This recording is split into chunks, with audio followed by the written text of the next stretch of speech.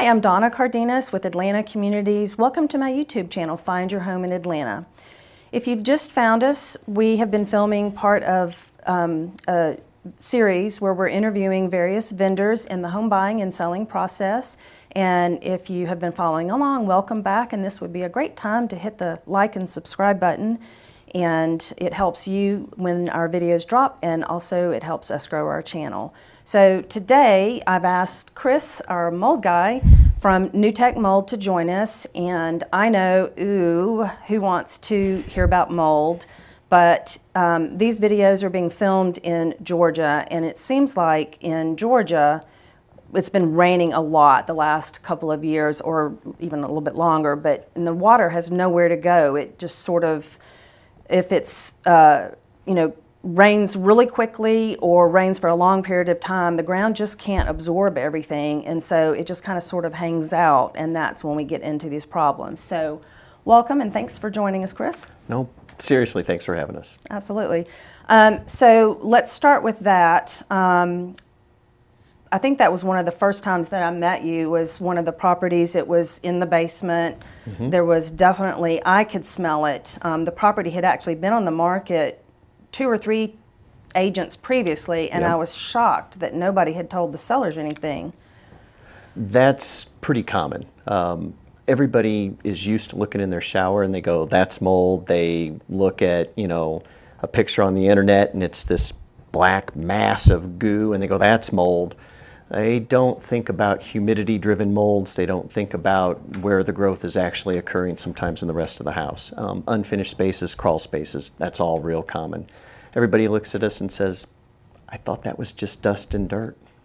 So those are going to be, and that was where we first met, was you had a basement, unfinished, and everybody just thought that was just dust and dirt up there until we started getting some equipment and lights on it and let them see what was growing.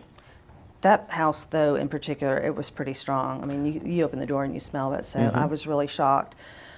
So the next question would be, when your company comes in and does the inspection and says, now, are you doing a visual inspection, or are you doing, how deep is your inspection? Depends on how far you want to go. Most of the time, especially in unfinished spaces, you can verify pretty quickly. Visually, at least if you know what you're looking for. We actually take it a step further most of the time. We do a lot more training with our people than just simply, whether it's a certification course, or my personal favorite are the guys that walk in with the flashlight on their phone and they go, look, there's mold. And we're like, yeah, we're not arguing, it's just, that was a little basic. But we do go all the way to where people are ill, they have health problems, and so we do have to do a full, thorough assessment of the home. So there is that complete wide range that we can do and handle accordingly. So I am going to get ahead of myself with one question right now, and I'll backtrack in a minute. But actually, that is another client of mine that we worked with, mm-hmm. and you actually would go with us if she found a house that she really was serious about before mm-hmm. we even wrote a contract. You would come in and tell us, because she Sure. had really serious concerns, health issues. Yep, absolutely. What the research is finding is, the bottom line is this: if you have an underlying health issue, you're already kind of at risk for things. So picture your immune system's got X% to work with every day. Let's just call it 100. If it's spending 50% of its time fighting mold, that's now 50% less it can fight viruses and other bacteria that you come in contact with.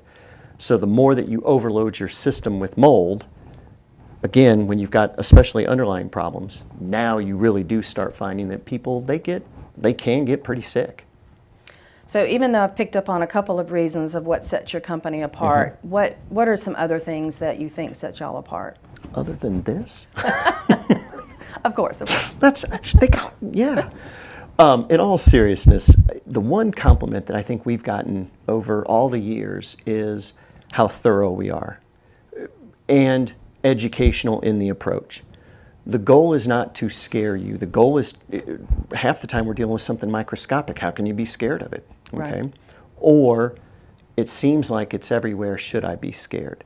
So the goal is to educate people so that you don't have that same level of fear, And also be thorough in what you're doing in your investigation and in your remediation and in your explanation.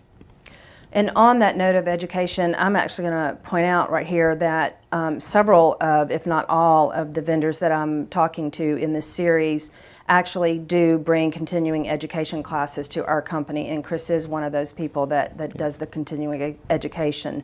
So when I'm recommending inspectors to my clients, I can feel confident knowing that they do have the knowledge to back up the inspection because they're teaching it. They're out there teaching it, not just to our company, but to all the agents in our city. Mm-hmm. So what's the next step? You come in, you do determine that there is mold. Now what? Does your company offer remediation services, and to what point, to what degree? So, really good question, because there's all kinds of different things that can be done. I've heard I will simply spray something. I've heard full remediation. There are doctors in other states that specialize in mold, and actually Atlanta has one of the top doctors considered for mold. I don't know his last name, but Dr. Dennis is here in Atlanta. Incredibly knowledgeable man and understands the body and mold. So we can do very basic things, we can do remediation, and then we can take it to the next level where, okay, wait a second, 99.9% is not good enough for you. I got to go to 99.99999, run that out. Right. So now there's additional layers of whether it's product and equipment that you bring to bear for those people. Standard remediation's pretty straightforward. Now, for the most part, I think we're both talking about single-family homes, but what happens, and I do know of a building in town that it was a condominium building that it was in the system, and they finally had it taken care of. But if you are one of the owners in a unit, what happens then? So the first question you really got to start asking then is source. And usually in those types of situations, there's some type of ongoing leak. There's a problem in the envelope of the structure, and there's some argument about whose fault is that, and who's going to fix it, and how much is it going to cost, and everything else. So while everybody's busy battling that out, that water is going to work. After about 3 to 4 days of water, mold will begin to form. It might even be faster, just depends on the conditions, the materials, there's a lot of factors. So the bottom line is, if you're busy duking it out in court for 6 months and nobody's fixed the leak, as the owner, there's only a couple things you can do. You got to try and keep that area as dry as possible, and you're going to have to remove sheetrock. It will continue to be a bigger problem if you leave it. So when it comes to the cost of this, everybody and their brother says that they can treat this for it. So you see costs from next to nothing to thousands and thousands of dollars. As a homeowner, how can you tell a legitimate company that's a legitimate price, that you're not being, not enough's being done, or that you're being ripped off? How can you know for sure? What are some things that you can look for? Well, aside from the carnival guy yelling, everybody's a winner, right? There's a few things that I would always encourage people to look for.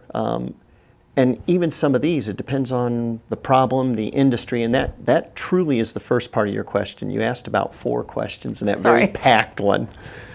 And one of them is, what's the problem, what's the source? And is the source of the problem being identified so that it can be fixed? Okay. Then step 2 is, what is that final scope of work? So some people think that when you do a remediation, I should be able to come through the house and it's a white glove service. Well, it's not exactly how that works. Our goal is to get the mold, not necessarily, yes, will we get the dust, the dirt, and the bulk of it? Sure.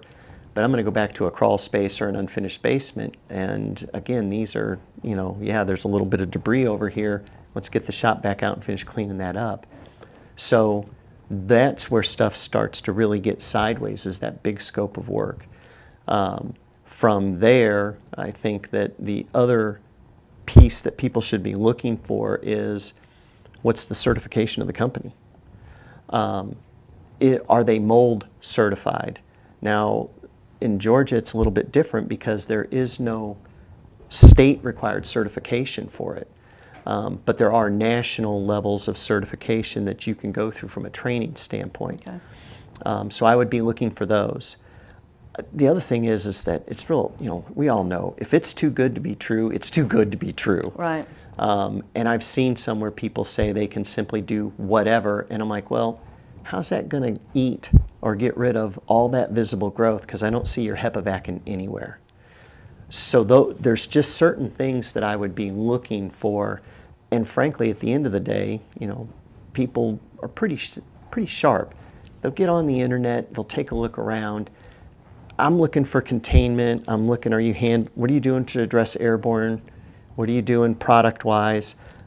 Because if you show up with 5 gallons of bleach, yeah. Now you mentioned luck with that. airborne, so it's not, if it's a serious case, I'm not going to just see it in the corners. It's going to be probably in the ventilation, and it's going to be on furniture. Could be. Carpet and all that. Could be. So if you have the house treated, but the furniture still has the mold on it. So, and that's, again, part of the challenge. Now, from a real estate standpoint, I think the real question there is, you're buying a house that has a mold problem. It's on the furniture too. Well, they're going to move the furniture out. So then the real question is, now we can treat the structure and go on. Carpet, a little problematic. That's a discussion we want to have. Everybody knows carpet's a reservoir for everything, right? So there's some discussion points. Can you sanitize it? Sure. Finally, one of the things I would always encourage people to look at is be cautious of the post-testing. Sometimes post-testing is good. Sometimes, I think even the EPA's come out and said, look, as long as they've done these things, post-testing might not be you don't need it. And there's reasons for it. Again, I've got mixed emotions. I'm kind of a fan of there's something we should show you. That surface is clean. Did we do an air sample? What did we do? Again, there's arguments within the industry. I would tell a homeowner, you want something. Show me a surface sample. Show me something that says that that's clean. Right. And are there any, like once the treatment's done, is there anything further? Would you want to have your ducts cleaned, or what other things besides, or is there anything else? I think, so again, 2 thoughts there. Number one, you get a lot of the do-it-yourself people, or there are not remediation companies, and they say they'll spray something. They're not addressing the airborne issue. Mold's defense is to scatter, okay? So it spreads its spores the second that it gets disturbed, scared, whatever. From there, right, if you're not addressing that, they're just going to settle wherever. And now we've got microscopic level, but so will it come back? That was my next question. And the answer is, if you don't control the humidity and you don't control the moisture, and if we flip that switch that's got the nanobots and oh, no, right, wrong thing. No, seriously. And I've had people ask that. They're like, how do I know? So the trick is this: deprive it of moisture, bottom line. No moisture, no growth. What's the easiest way to do that? Dehumidification, and as a side note, running your AC at 65 does not necessarily do that, because now you're creating a temperature differential and you can get condensation. Right. And you can cause a whole different problem. Right. So overall, I think there's various, Walmart, Home Depot, they sell those outdoor digital thermometers, and they've got a humidity reader in them. We're not worried about every day. We're worried about length of time overall. So if your house is running over, your living space over 55%, something's not right, okay? You got to be under 60. Shouldn't the fan be running more than it's not running? Something's not right. I don't know if it's insulation. Is there a moisture source in the house that we don't know? Back to your point about the rain. Back in 2019, I think we had 22 inches of rain in December, and I had people calling me. They had water coming up in the center of their basement. I'm like, how did that happen? But literally, the water table got so high in places in Atlanta that, I showed a house, the basement. It was a poured finish, but there were a couple of cracks in there, and the water was bubbling up. So there's other factors that go on. And so that's why, again, I don't always jump to an immediate, is it this, is it that? That's really where your original question, you've got to assess everything. You're looking at the outside, you're looking at the shade, the trees, the position, the windows, the slab, the gutters. The gutters and downspouts are huge. Right. So, but I think that just kind of trying to bring it full circle for you, does it come back? Well, yeah, if you don't keep the humidity under control and you don't keep moisture, keep the house as dry as you can, you're going to end up with a problem at some point. And it's not because of this one over here. Remember, there's mold in this room right now. It's just waiting for moisture to come. Oh, that's what I left from.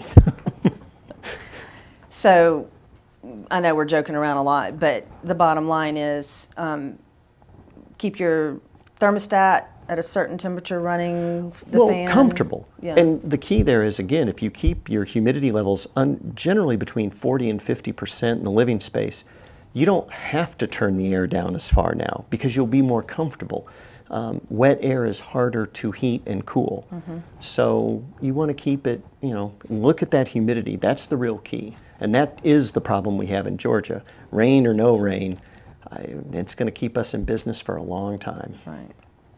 Well, on that note, is there anything that you feel like I haven't asked you that you want to share with the viewers?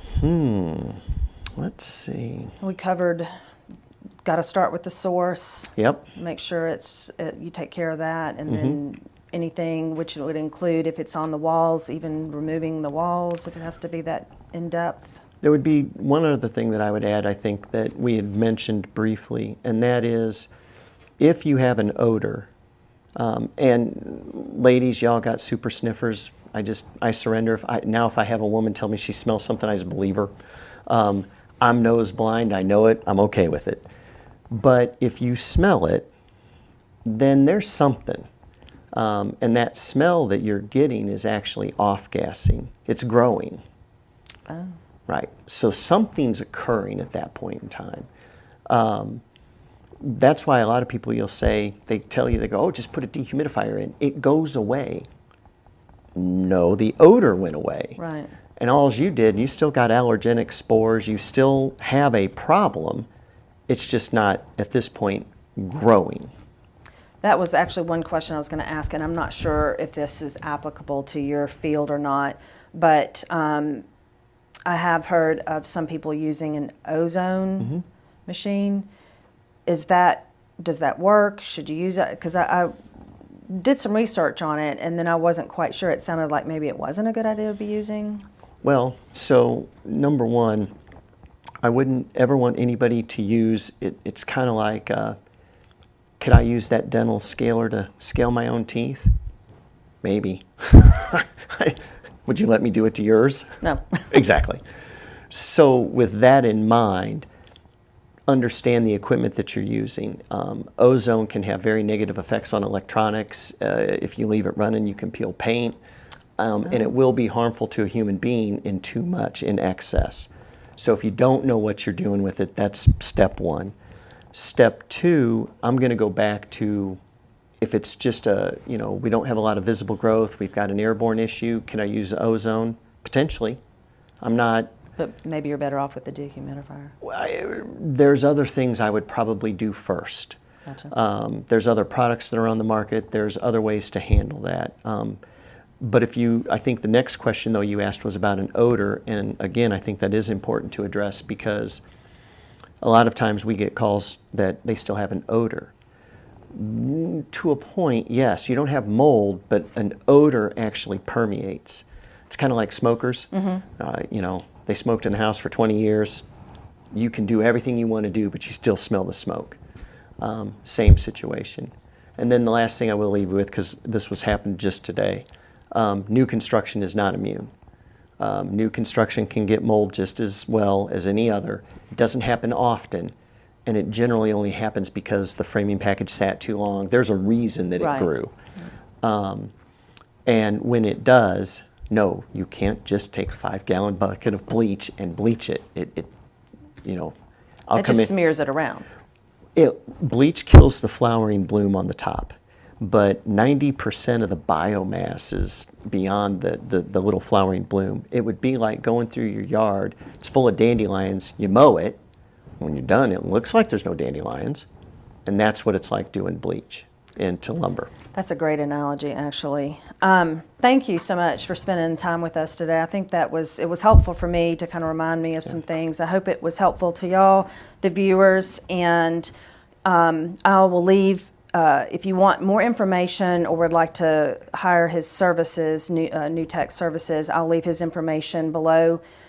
We have 2 or 3 more videos coming up in this series, so make sure that you do, as I said already, hit the like and subscribe button to be notified when the next video is going to be dropped. And thanks for joining us. I hope you enjoyed it and found it helpful, and we'll see you next week.